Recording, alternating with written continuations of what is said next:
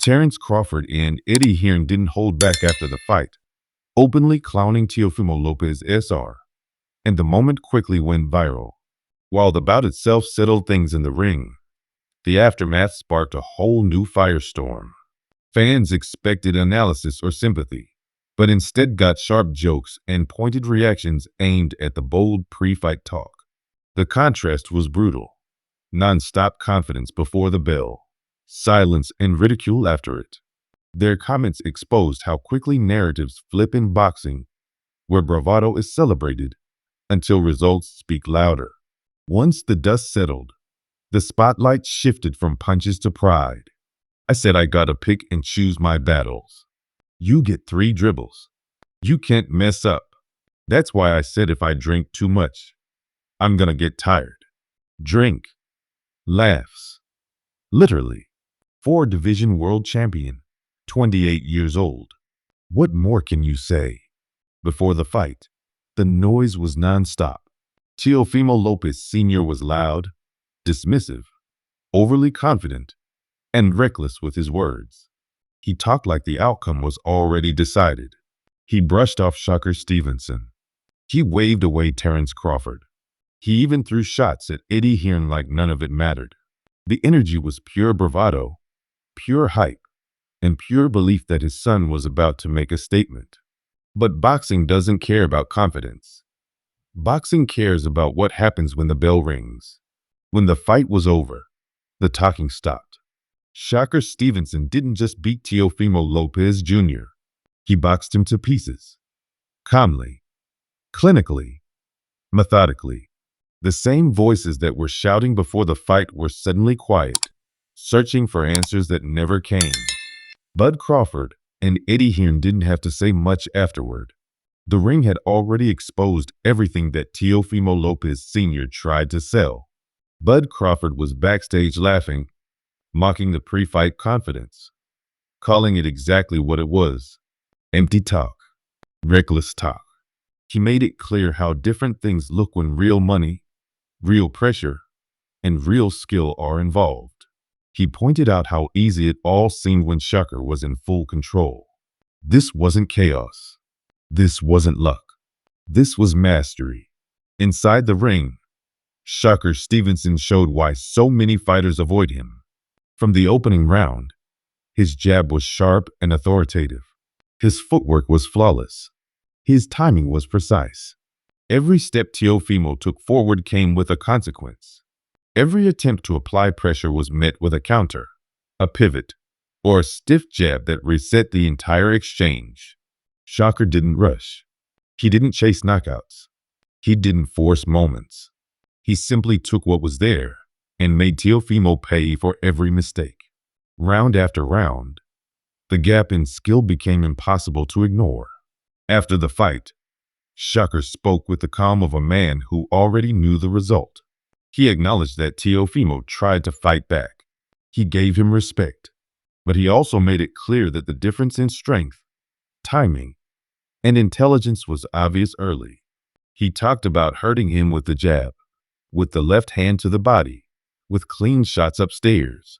He wasn't bragging. He was stating facts. This wasn't about survival.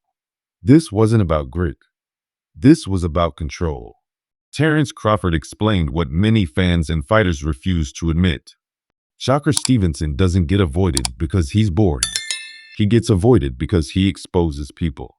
The runner label is just an excuse created by fighters who don't want to deal with elite defense and precision.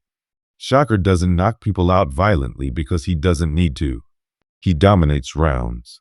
He breaks rhythm. He drains confidence. Teofimo Lopez Jr. believed the hype. He ignored the warning signs. And for 12 long rounds, he lived inside a fight where nothing worked. Even fighters who came in confident couldn't deny what they saw. Conor Benn admitted Shakur put on a great performance. Bruce Carrington said Shakur made a dangerous fight look routine. From round 1, Teofimo couldn't get close without getting punished. Every reflex, every counter shut down his attempts. This wasn't Teofimo having a bad night. This was Shakur controlling distance, timing, and rhythm with elite-level precision.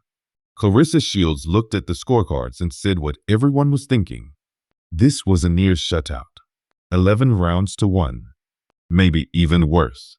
Shocker Stevenson won round after round through discipline and composure. While Teofimo Lopez Sr. talked mentality before the fight, Shocker let the numbers speak afterward. Daniel Jacobs kept it real. He admitted that loyalty aside, talent always wins. Shocker put on a pure boxing clinic. The jab controlled everything. The movement dictated range. Teofimo never found a rhythm. This wasn't about toughness or heart. This was about skill applied perfectly for 12 rounds. Lisa Misk and others echoed the same sentiment.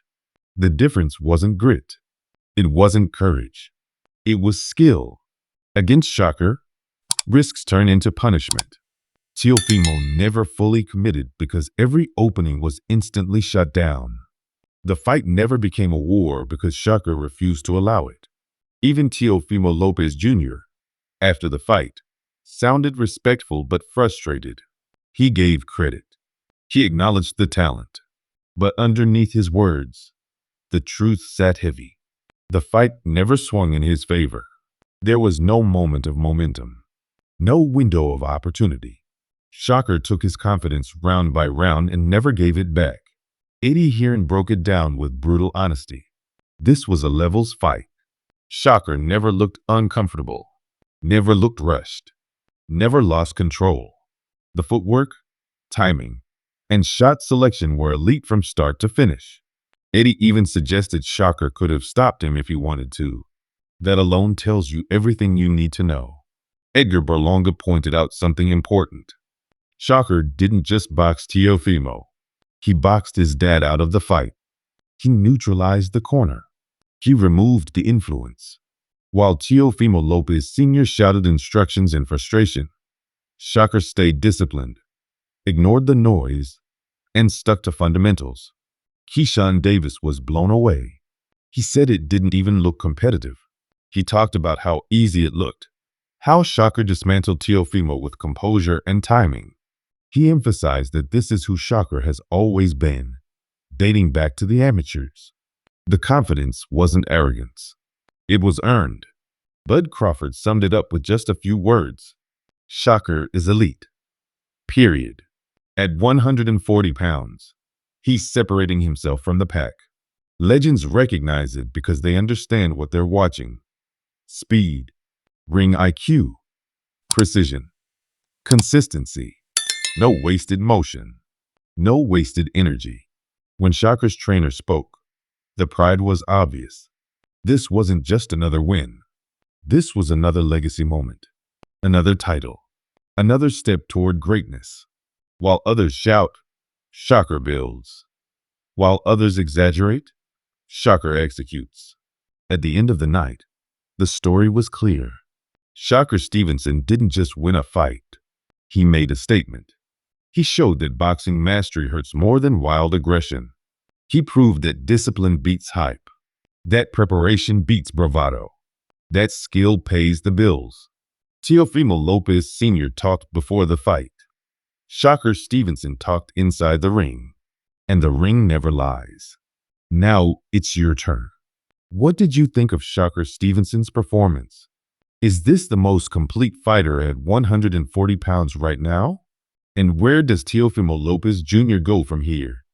Drop your thoughts in the comments. Let's talk boxing.